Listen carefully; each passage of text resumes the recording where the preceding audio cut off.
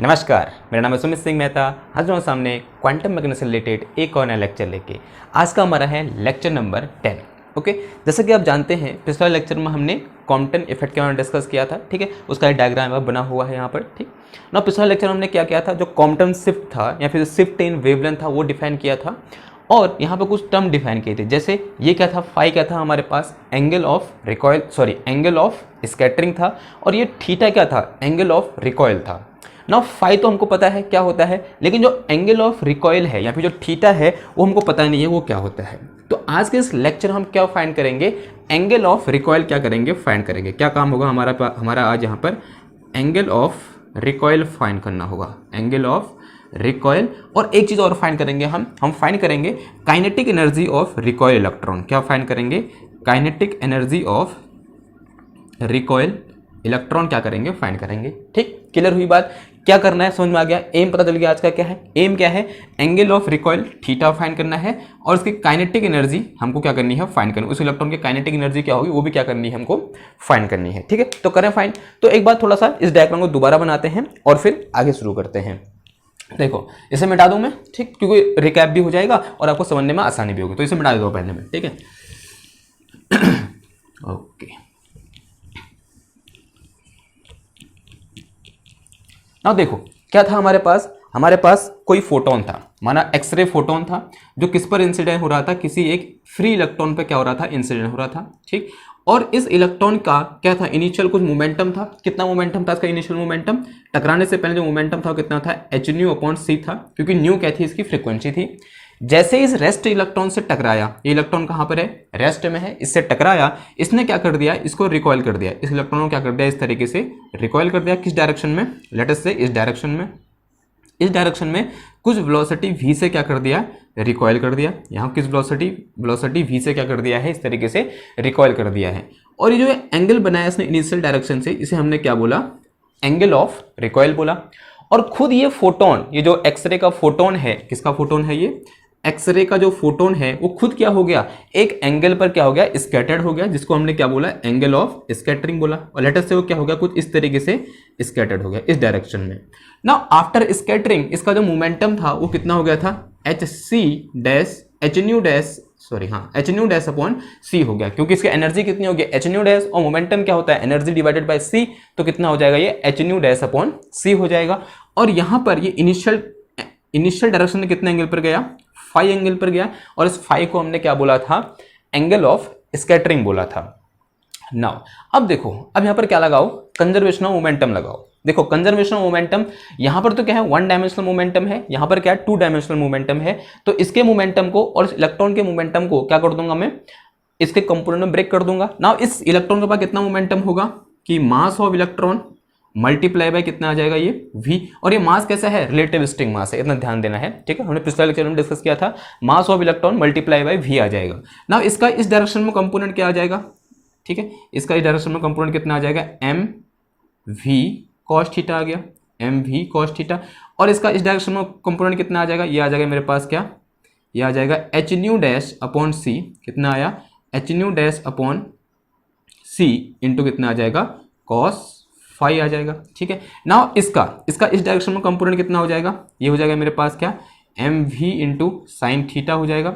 और इसका vertical direction में कंपोनेंट कितना हो जाएगा, ये हो जाएगा मेरे पास hν dash upon c into कितना आ जाएगा, ये साइन फाई आ जाएगा। अब क्या लगा दो यहाँ पर, कंजर्वेशन ऑफ मोमेंटम लगा दो। तो पहले कहाँ देखो, अलोंग एक्स एक्सिस, तो कंजर्वेशन ऑफ मोमेंटम क्या लगाना है, कंजर्वेशन ऑफ मोमेंटम, COM क्या है मेरे पास, कंजर्वेशन ऑफ मोमेंटम है। सबसे पहले कहाँ लगाओ, अलोंग एक्स एक्सिस लगाओ। तो अलोंग एक्स एक्सिस या फिर हॉरिजॉन्टल डायरेक्शन नहीं बोल सकते हो आप, क्या हो जाएगा, देखो इनिशियल मोमेंटम कितना है मेरे पास, hν अपॉन c है ना। इलेक्ट्रॉन का इनिशियल मोमेंटम कितना होगा, 0, क्योंकि क्या है, रेस्ट में है। तो रेस्ट में तो उसका इनिशियल मोमेंटम कितना होगा, जो टकराने से पहले मोमेंटम कितना होगा, 0, तो 0 हो जाएगा। And this is equal to कितना आ जाएगा, देखो ये आ गया मेरे पास कितना, hν dash upon c into कितना आ गया, cos फाई, एंड प्लस कितना आ गया, देखो यहाँ पर mv इंटू cos थीटा, ये आ गया ना। इसको सॉल्व करो, इस टर्म को दिल ले आओ, तो कितना आ जाएगा, देखो ये this is hν upon c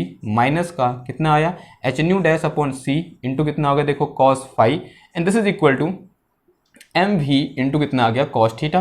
इस सी को यहाँ से कॉमन लेके इधर मल्टीप्लाई कर दो तो कितना आ जाएगा ये H nu minus H nu dash into कितना आ गया cos phi is equal to कितना आ गया M we C into cos theta. ऐसा तो हमने कल भी किया था, सही डिस्टर्ब में क्वेश्चन नंबर 1, इसे इक्वेशन नंबर 1 बोल दो। ओके ना, अब देखो ये तो कहाँ था अलोंग एक्स एक्सेस, अब देखो कहाँ अलोंग वाई एक्सेस या फिर वर्टिकल डायरेक्शन में। तो इन वाई एक्सेस कंजर्वेशन मोमेंटम लगाओ ना। इनिशियली यानी टकराने से पहले वाई एक्सेस में कोई मोमेंटम है, आंसर है नहीं, क्योंकि ये तो ऐसे चल रहा है, ठीक, यानी वाई एक्सेस में कोई मोमेंटम नहीं है। तो टकराने से पहले वाई एक्सेस में मोमेंटम कितना है 0 ना। टकराने के बाद ऊपर वो कितना है मेरे पास h nu dash upon c into कितना आ गया यहाँ पर साइन फाई, और डाउनवर्ड डायरेक्शन में कितना है माइनस का, डाउनवर्ड डायरेक्शन नीचे क्या होगा माइनस, नेगेटिव कितना आ जाएगा यहाँ पर मेरे पास एम वी इंटू कितना आ गया ये साइन थीटा आ गया। और अब एक काम करो, इसको इधर ले आओ तो कितना आ जाएगा, देखो ये H nu dash upon c into कितना आ गया यहाँ पर मेरे पास sine phi, and this is equal to M v into कितना आ गया ये साइन थीटा।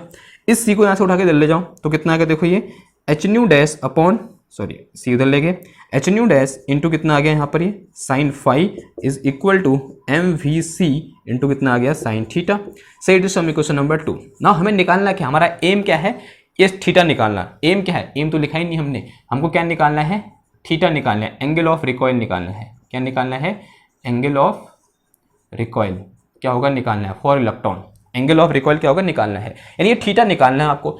कैसे निकलेगा थीटा, इन दो इक्वेशन को देखो, एक काम करो इन दोनों को डिवाइड कर दो, डिवाइडिंग इक्वेशन 2 एंड 1, तो क्या करो इक्वेशन 2 डिवाइडेड बाय इक्वेशन 1 कर दो, तो देखो क्या हो जाएगा, लेफ्ट हैंड साइड वाला लेफ्ट हैंड के राइट हैंड साइड वाला राइट हैंड साइड के साथ, लेफ्ट हैंड साइड वाला लेफ्ट हैंड साइड के साथ। देखो क्या हो जाएगा इधर से, ये this is m we C into sine theta divided by ये एम वी सी इंटू कितना आ गया cos theta, and this is equal to इसका लेफ्ट हैंड साइड कितना आया एच न्यू डैश इंटू कितना आ गया यहाँ पर साइन फाई डिवाइडेड बाई इसका लेफ्ट हैंड साइड, देखो एच दोनों ओर से कॉमन है, कॉमन ले लो इधर, कितना आया new minus nu dash into कितना आ गया यहाँ पर ये कॉस फाई आ गया। एक काम करो, इस एच से ये एच क्या हो कैंसिल हो जाएगा, इस एम वी सी से ये एम वी सी भी कैंसिल हो जाएगा, और साइन अपॉन कॉस क्या होता है 10 होता है। तो क्या आ जाएगा मेरे पास यहाँ पर हमारे पास tan theta is equal to कितना आया nu dash sine phi upon nu minus nu dash into कितना आ गया मेरे पास कॉस फाई आ गया। तो ये क्या निकल गया मेरे पास टेन थीटा निकल गया, थीटा निकल जाएगा इधर से। ओके तो ये तो क्या होगा एक एक्सप्रेशन ये हो गया ना, उसको और सिंप्लीफाई कर सकते हैं, इसको और सिंप्लीफाई करते हैं, ठीक है। एक्चुअल में एग्जाम में यहां तक नहीं पूछा जाएगा, आपसे कहेगा वो फाइंड करो या फिर प्रूफ करो कि इसका जो यहाँ पर एंगल ऑफ रिकॉइल होता है कुछ होता है, यानी उसका दिया होगा और उसको प्रूफ करना होगा आपको, ठीक है। ये बहुत कम दिया होता है, जो दिया होता है वो निकालना है। हमें क्या करनी है अब यहाँ पर न्यू डैश की वैल्यू क्या करनी है डालनी है, क्या किसकी वैल्यू डालनी है न्यू डैश की, यानी जो मेरे पास क्या है जो नया मेरे पास फ्रीक्वेंसी है वो हमको क्या करना है फाइंड करना है। देखो कल हमने कुछ इस तरीके से एक एक्सप्रेशन पढ़ा था, क्या पढ़ा था लैम्डा डैश, एक काम करता हूँ इसे मिटा दूँ, ये तो हो गया ना, ठीक है इसे मिटा देता हूँ, कोई काम नहीं इसका, ठीक क्लियर हुई बात। आप बना लो इसको, मैं मिटा रहा हूँ इसे। अगर आपको कल का एक एक्सप्रेशन पता है तो हमने कुछ ऐसा लिखा था, देखो क्या लिखा था हमने, lambda dash minus lambda is equal to h upon m naught c into 1 minus cos phi, ये लिखा था, ठीक है। दिस इज क्वांटम शिफ्ट या फिर चेंज इन वेवलेंथ या फिर शिफ्ट इन वेवलेंथ, ऐसा था ना। इसको क्या लिखता हूं देखो, मैं इसे लिखता हूं मैं सी अपॉन म्यू डैश और माइनस का c upon mu is equal to h upon कितना आ जाएगा ये एम नॉट इंटू सी आ जाएगा, and this is equal to कितना आ गया 1 माइनस कॉस फाई निकल के आ गया ना। एक काम करो सी यहाँ से कॉमन लेके इधर मल्टीप्लाई कर दो तो कितना आ जाएगा, देखो यहाँ से 1 अपॉन न्यू डैश माइनस का 1 upon nu is equal to h upon कितना आ गया ये m naught into c square, ऐसा आया, और ये मल्टीप्लाई में 1 माइनस कितना आ गया इंटू कॉस फाई, ये हुआ। तो यहाँ से 1 upon nu dash is equal to, ये यहाँ से माइनस आ जाएगा प्लस हो जाएगा, कितना हो जाएगा देखो 1 अपॉन न्यू प्लस का h upon m naught c square, ठीक है। इसका आगे लिख देना सिंस वी नो, ठीक है, लास्ट वाला एक्सप्रेशन, ओके। और मल्टीप्लाई में कितना आ गया 1 माइनस कॉस फाई हो गया, ठीक। अब देखो अब क्या कर सकते हैं हम यहाँ पर, देखो इसको और मॉडिफाई कर सकता हूँ मैं ऐसे 1 upon nu dash is equal to, इसे ऐसा लिख सकता हूँ मैं 1 plus h nu upon m naught into c square और मल्टीप्लाई में 1 minus cos phi upon nu. देखो अगर आप यहाँ पर न्यू को इधर ले जाओ 1 अपॉन न्यू, इधर लेके तो न्यू से न्यू कैंसिल, यही आ जाएगा दोबारा। ठीक है, तो इसको ऐसा लिख सकता हूँ मैं, आंसर यहाँ लिख सकता हूँ। तो ऐसे मेरे पास न्यू डैश इक्वल टू कितना आ जाएगा, न्यू अपॉन 1 प्लस ये वैल्यू आई क्या मेरे पास, h nu upon m naught into c square into कितना आ गया 1 माइनस कॉस फाई आ गया। ये पूरा टर्म कांस्टेंट है, h nu upon m naught c square, ये पूरा कांस्टेंट होगा फॉर ए पर्टिकुलर लाइट। तो अगर ये पूरा कांस्टेंट है तो इसको मैं एक टर्म लिख दूँ, बीटा लिख सकता हूँ इसको मैं, तो इसको मैं क्या रखता हूँ, बीटा। ठीक है, तो एच न्यू अपॉन कांस्टेंट नहीं बोल सकते इसको, ठीक, कांस्टेंट नहीं बोलेंगे, मतलब एक टर्म है। इसको सिंप्लीफाई करने के लिए इसको मैं ऐसा लिख सकता हूँ, इज इक्वल टू बीटा। इसको बीटा लिख दो, बार बार लिखना पड़े। कांस्टेंट क्यों नहीं बोल रहा, क्योंकि न्यू आ रहा है यहाँ पर, तो न्यू हर लाइट के लिए क्या होगा, अलग अलग होगा, तो कांस्टेंट नहीं बोलेंगे। अब किसी एक पर्टिकुलर लाइट के लिए क्या होगा, कांस्टेंट हो, किसी एक पर्टिकुलर फ्रीक्वेंसी की लाइट के लिए क्या होगा, कांस्टेंट होगा, लेकिन अलग अलग लाइट के लिए अलग अलग होगा, क्योंकि यहाँ पर क्या आ रहा है, फ्रीक्वेंसी आ रहा है। तो क्या है, ये कोई एक टर्म है जिसको मैंने सिंप्लीफाई करने के लिए, ताकि मेरे को बार बार नहीं लिखना पड़े, मैंने इसको बीटा लिख दिया। ठीक, क्लियर हुई बात, कंफ्यूज नहीं होना है। तो यहाँ से मेरे पास nu dash is equal to कितना आ गया, न्यू अपॉन ये 1 प्लस बीटा, 1 प्लस बीटा ना, ये क्या है मेरे पास 1 माइनस कॉस फाई है। इस 1 माइनस कॉस फाई को क्या लिख सकता हूँ मैं, देखो एक फॉर्मूला पढ़ा था हमने, कहाँ पर लिखो, इधर लिख दो फॉर्मूला। देखो फॉर्मूला पढ़ा था, क्या पढ़ा था मेरे पास, 1 minus cos 2 theta is equal to 2 sine square theta by 2, ये पढ़ा था हमने, सॉरी 2 साइन स्क्वायर थीटा, ये पढ़ा था। ठीक, 1 minus cos 2 theta is equal to 2 sine square theta, एक फॉर्मूला पढ़ा था। तो यहाँ पर क्या है, 1 माइनस कॉस फाई है, तो इसे क्या लिख सकता हूँ, देखो मैं इसे लिख सकता हूँ 2 साइन स्क्वायर 5 बाई 2 लिख सकता हूँ, क्या लिख सकता हूँ, साइन स्क्वायर 5 बाई 2, आंसर है हाँ, ऐसा लिखा जा सकता है इसको, यानी इसको मैंने उठा के क्या रख दिया, ये लिख दिया। तो ये क्या निकल के आ गया मेरे पास यहाँ पर, ये निकल के आ गया मेरे पास न्यू डैश, ये क्या निकल के आ गया, न्यू डैश। अब एक काम करो, इस न्यू डैश की वैल्यू उठाओ और कहाँ पुट कर दो, इधर पुट कर दो, इसको कुछ इक्वेशन बोल दो, इसे बोल दो इक्वेशन नंबर 3 और इसे बोल दो equation number 4। Now putting equation 4 in equation number 3, तो रखो फिर फटाफट आप इक्वेशन 4 को इक्वेशन 3 में रख दो फटाफट, जल्दी, मुझे कुछ मिटाना पड़ेगा। इसे मिटा दें, ये तो हो गया, ये राम कहानी होगी इधर की, ये नोट हो गया। ठीक, इसे मिटा देते हैं, ये बचा हुआ है, यहाँ पर न्यू की वैल्यू पुट करो फटाफट। मेरे मिटाने तक कितना पुट कर सकते हो आप, देखते हैं। ओके, इसे ही मिटा देते हैं ना, चलो देखिए क्या हो जाएगा। देखो यहाँ tan थीटा क्या आ जाएगा, आगे सॉल्व करें।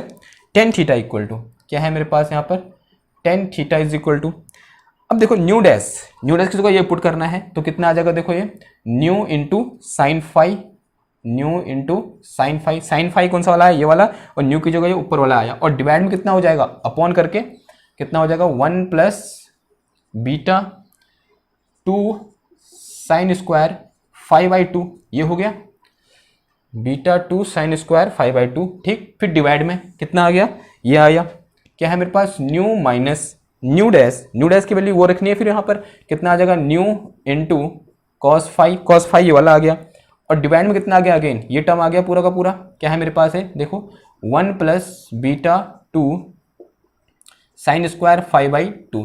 देखो यहाँ से क्या कॉमन है, म्यू कॉमन है, यहाँ भी म्यू कॉमन है, कैंसिल हो जाएगा।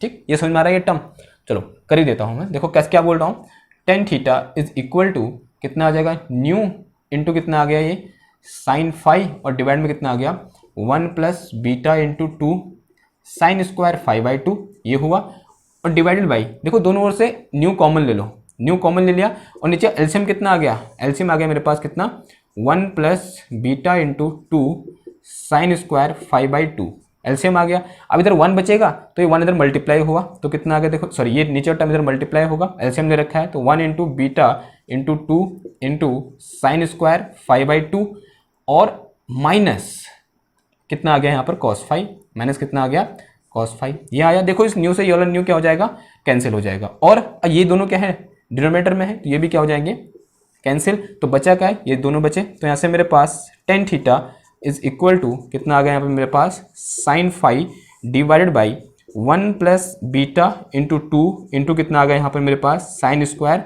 5 by 2 minus cos five, minus कितना आ गया मेरे पास यहाँ पर कॉस फाइव आ गया, ठीक। नीचे वाला मिटा देते हैं। ओके, अब देखो थोड़ा सा और यहाँ पर रीअरेंज करो, इस 1 और माइनस कॉस फाइव को एक साथ लिख दो, फायदा होने वाला है। तो tan theta is equal to कितना आ गया यहाँ पे मेरे पास साइन फाइव डिवाइडेड बाई ये क्या आया 1 माइनस कॉस फाइव, और इसको एक साथ लिखा हमने, और प्लस का ये बचा है यहाँ पर कितना 2 बीटा, 2 पॉइंट लिख दिया कोई बात नहीं, साइन स्क्वायर कितना आ गया 5/2 आ गया, ठीक। अब बताओ ये क्या होगा, अगेन अभी हमने फॉर्मूला पढ़ा था क्या 1 माइनस कॉस फाइव क्या हो जाएगा 2 साइन स्क्वायर 5/2 तो रख दो यहाँ पर, कितना आया सॉरी सॉरी कितना आया sine five upon 1 minus cos five, 1 minus cos five का मतलब कितना हो गया 2 साइन स्क्वायर 5/2 हो गया, कितना आ गया 2 साइन स्क्वायर 5/2, और प्लस कितना आ गया यहाँ पर 2 बीटा इंटू ये क्या है मेरे पास साइन स्क्वायर 5/2। देखो दोनों ओर से 2 sine square 5/2, 2 sine square 5/2 common है, बाहर ले लो फटाफट, और ऊपर क्या है साइन फाइव है। देखो एक और फॉर्मूला पढ़ा था हमने, क्या पढ़ा था यहाँ पर लिख दे रहा हूँ मैं, sine 2 theta is equal to 2 sine theta into cos theta, ये फॉर्मूला पढ़ा था sine 2 theta into cos theta. देखो अब यहाँ पर थीटा की जगह कितना है 5 है, तो ऊपर क्या हो जाएगा देखो 2 साइन 5/2 इंटू कॉस 5/2 और डिवाइडेड बाई दोनों से कितना कॉमन है, देखो कॉमन है मेरे पास कितना 2 साइन स्क्वायर 5/2 कॉमन है, अंदर कितना बच गया मेरे पास 1 प्लस बीटा बच गया। देखो इस 2 से ये 2 कैंसिल, इस पूरे साइन से ये वाला साइन कैंसिल, तो नीचे क्या बचा cos 5/2 अपॉन साइन 5/2, और cos 5/2 अपॉन साइन 5/2 कितना होता है, कितना होता है tan 5/2, सॉरी कितना होता है cot 5/2, कितना होता है cos 5/2 upon sine 5/2 is equal to cot 5/2। तो ऐसे मेरे पास tan theta is equal to कितना आया cot 5/2, तो ओके cot कितना हो गया 5/2 अपॉन कितना आ जाएगा देखो 1 प्लस बीटा, कितना आ गया 1 प्लस बीटा, और ये क्या निकल गया मेरे पास tan थीटा निकल गया। अब बीटा की वैल्यू पुट कर दो, बीटा ये लिखा हुआ हमने, कितना है मेरे पास tan theta is equal to cot 5/2 upon beta, beta कितना है मेरे पास, ये है मेरे पास 1 plus h nu upon m naught into c square, ठीक। ओके, अगर थीटा के टर्म में लिखना है तो थीटा इक्वल टू कितना हो जाएगा, this is equal to tan inverse cot 5/2 upon 1 plus h nu upon m naught into c square. तो इसका मतलब क्या हुआ कि जो angle of recoil of electron है वो किस पर डिपेंड कर रहा है, एंगल ऑफ स्कैटरिंग फाइव पर क्या कर रहा है, डिपेंड कर रहा है। क्लियर हुई बात, तो इतना आपको क्या होना चाहिए, पता होना चाहिए ना। अब थोड़ा सा आगे बढ़ते, आगे ये तो हो गया एंगल हो गया, एंगल हो गया। अब दूसरा टास्क क्या था हमारा, दूसरा टास्क था हमारा क्या निकालना, यही फॉर्मूला पूछा जाता है, ये वाला फॉर्मूला, ये क्या है इंपॉर्टेंट, इसे ऐसे लिख दो, ये वाला, ठीक है। वो कहेगा कि प्रूव करिए कि जो थीटा या फिर एंगल ऑफ रिकॉइल और स्कैटरिंग एंगल के बीच रिलेशन ये होता है, वो बोलेगा कि प्रूफ करो, तो आपको क्या करना है, ये प्रूफ करना है, ठीक है। क्लियर हुई बात, हो जाएगा प्रूफ, वेरी गुड। नाउ अब आप इसे नोट करो, फिर उसके बाद पढ़ते हैं हम क्या, kinetic energy of recoiling electron. जो रिकॉइलिंग इलेक्ट्रॉन है उसकी काइनेटिक एनर्जी क्या होगी, ये क्या करते हैं हम फाइंड करते हैं। तो फिलहाल आप इसको नोट करो, फिर काइनेटिक एनर्जी देखते हैं। क्लियर,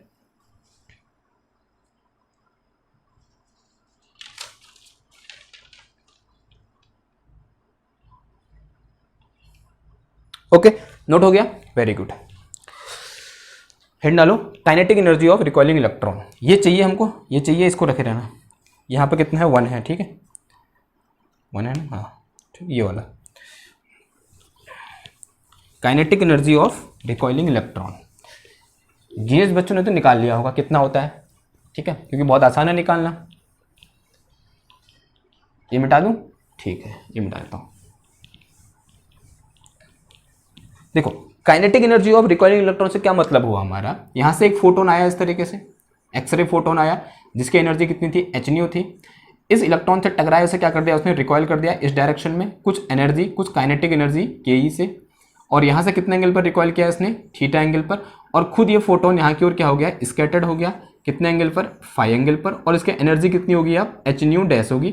यानी यहाँ पर क्या कुछ एनर्जी का लॉस हुआ, पहले एनर्जी कितनी थी, एच न्यू, अब कितनी होगी एच न्यू डैश, तो जो लॉस हुआ वो क्या होगी, वही तो होगी काइनेटिक एनर्जी ऑफ इलेक्ट्रॉन, यानी वही एनर्जी तो इस फोटोन ने इसे टकराने पर इस इलेक्ट्रॉन को दी या इस फ्री इलेक्ट्रॉन को दी, तभी इसके बाद काइनेटिक एनर्जी किसके बराबर होगी, जितनी यहाँ पर इस फोटोन की काइनेटिक एनर्जी में क्या आई, कमी आई, तो जितनी इसमें इसकी एनर्जी में कमी आई होगी वही किसके बराबर होगी, kinetic energy of free electron या फिर रिकॉइलिंग इलेक्ट्रॉन के बराबर होगी। तो हमारा टास्क क्या है, हमारा दूसरा टास्क है kinetic energy of recoil electron, तो कितनी हो जाएगी, kinetic energy of recoil electron is equal to energy of photon before collision minus energy of photon after collision, ये आ जाएगा। अब देखो ये आ गया, ये हमको पता है, ये हमको पता है, ये पता नहीं है, इसको हम निकाल रखा है इधर देखो, तो कितना आ जाएगा मेरे पास, kinetic energy of recoil electron is equal to h nu minus H nu dash, nu dash की जगह ये पुट कर दो, कितना है मेरे पास देखो, न्यू अपॉन कितना आया 1 plus beta into 2 sine square 5/2 है, और जहाँ पर जो बीटा है वो क्या है मेरे पास यहाँ h nu upon m naught into c square है, ये तो हमको पता ही है ना। दोनों ओर से क्या कॉमन है, एच न्यू कॉमन है, तो ले लो कॉमन एच न्यू, तो यहाँ से मेरे पास kinetic energy is equal to h nu common आ गया, अंदर कितना बच गया 1 minus 1 upon 1 plus 2 beta into sine square 5/2, ये चीज़ आया। नाउ एलसीएम ले लो फिर आप यहाँ पर, kinetic energy of recoil electron is equal to h nu into अंदर कितना बच गया यहाँ पर 1 प्लस 2 बीटा साइन स्क्वायर 5/2, इधर आ गया कितना आ गया 1 plus 2 beta sine square 5/2 and -1, ये आया। देखो इस माइनस से ये वाला -1 क्या हो कैंसिल हो जाएगा, बचा क्या, ये बचा यहाँ पर, तो यहाँ से मेरे पास kinetic energy of recoil electron is equal to कितना आ गया h nu upon 2 beta sine square 5/2 upon कितना आ गया 1 प्लस 2 बीटा साइन स्क्वायर 5/2 आ गया। तो यहाँ से भी आप देख सकते हो कि जो kinetic energy of recoil electron है वो भी किस पर डिपेंड कर रही है, एंगल ऑफ स्कैटरिंग पर डिपेंड कर रही है, किस पर डिपेंड कर रही है, एंगल ऑफ स्कैटरिंग पर, तभी यहाँ पर जो एंगल ऑफ स्कैटरिंग है वो क्या है, बहुत इंपॉर्टेंट है।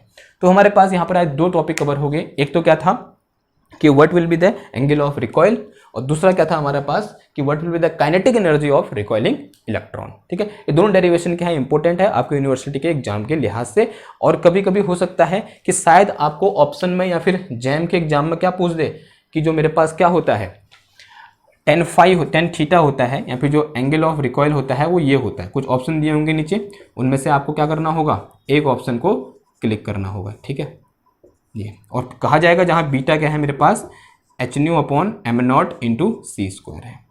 ठीक, तो ये फॉर्मूला क्या है इंपॉर्टेंट है, और डेरिवेशन किसके लिहाज से इंपॉर्टेंट है, यूनिवर्सिटी के लिहाज से, यानी आपके पेपर में आ सकता है कि रिकॉइल इलेक्ट्रॉन का एंगल क्या होगा या किस एंगल पर वो रिकॉइल होगा, क्लियर हुई, उसकी काइनेटिक एनर्जी कितनी होगी, ये होगी, तो ये भी क्या है इंपॉर्टेंट। ओके, तो आज के लिए इतना ही, तो मिलते हैं आपसे नेक्स्ट क्लास में, तो थैंक यू, धन्यवाद।